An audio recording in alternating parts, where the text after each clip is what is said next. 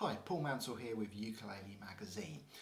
Today I'm going to do a tutorial for a piece called Folk Song by Beethoven. The tab for this is available in the December issue of Ukulele Magazine. It's taken from my book Ukulele Gems, which is published by Mel Bay. It might be out, it might not be. It's meant to be out in December. But because of COVID it's been delayed, but hopefully it's out by now. If it's not, it'll be out very soon. So this piece of folk song, it was originally called Russian Folk Song, and it's from the Opus 107 number 3 by Beethoven. The original piece for piano was in 2/4 and it was in the key of G, but I've changed it to the key of C and I've put it in 4/4, and I've slowed the piece down a lot. Originally this piece would have sort of almost had a polka feel to it, bum, bum, bum, bum, bum, bum, like that, and would have been really fast. I'll play it how it would have been originally. I'll just play the first half.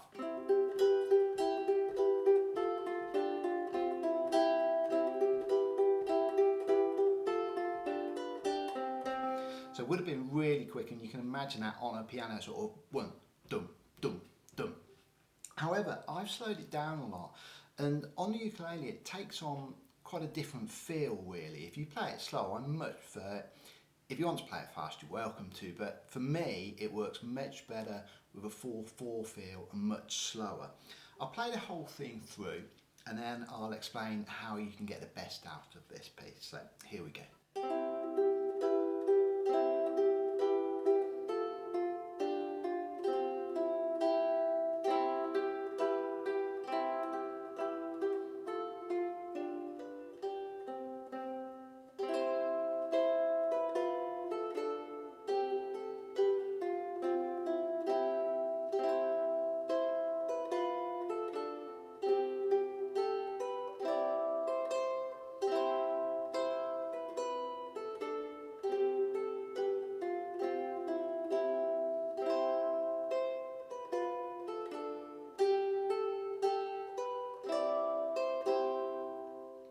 Okay, so you can see how it takes on a whole new identity when it's slowed down.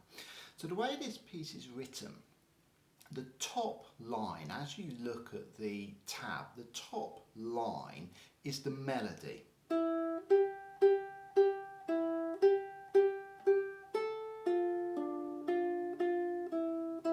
And I always think when you're learning a piece like this, it's good to familiarise yourself with the melody first.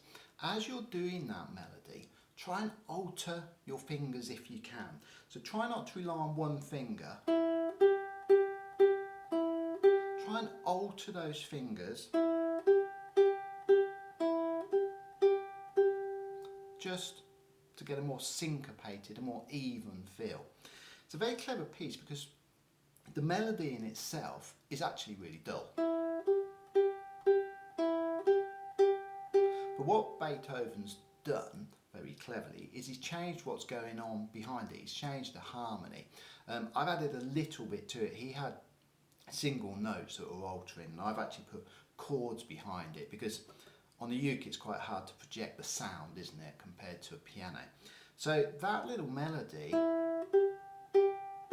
when you've got two different chords behind it, you start off with a C chord and then change it to an E minor. It suddenly takes on a real beauty.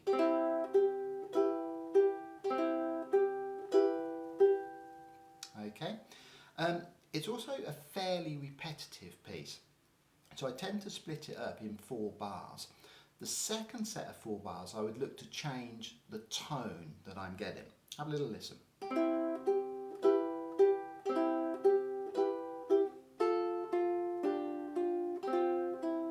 Change the tone.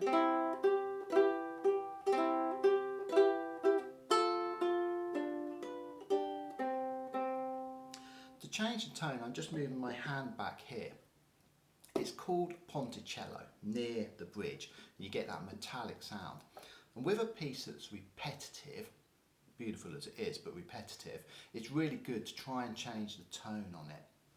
Now, in the second part, you've got a tricky little timing bit. The first bar, bar 9, of the second half is like that. 1, 2, 3, 4 and 1, 2, 3, 4, sorry. 1, 2, 3, 4 and. So your last note in that bar is quite punchy, okay? And then in bar 10, 1, 2 and 3, 4. Okay, so when you first start this piece, just practice bringing that melody out, because it's no good if that gets lost. On my left hand, I'm going up into third position, so I'm using fingers 1, 2 and 3, and I'm kind of forming a D minor shape, but up 2 frets, so it's an E minor. It's like if that's a D minor, that'd be a D sharp minor, so that's an E minor. I'm not playing the B there, I happen to be playing it here.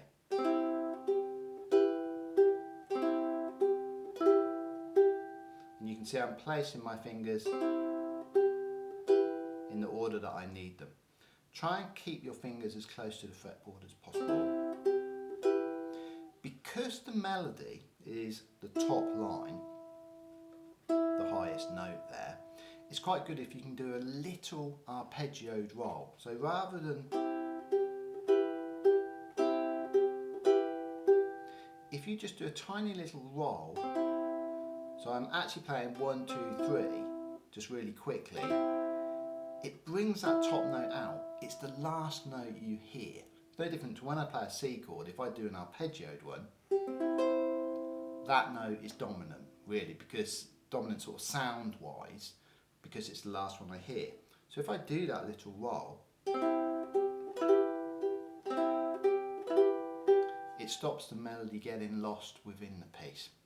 Anyway, I really hope you enjoy the piece. If anybody wants to send me a video of them playing it, I'd love to see it. And I look forward to seeing you all soon. Okay, thanks.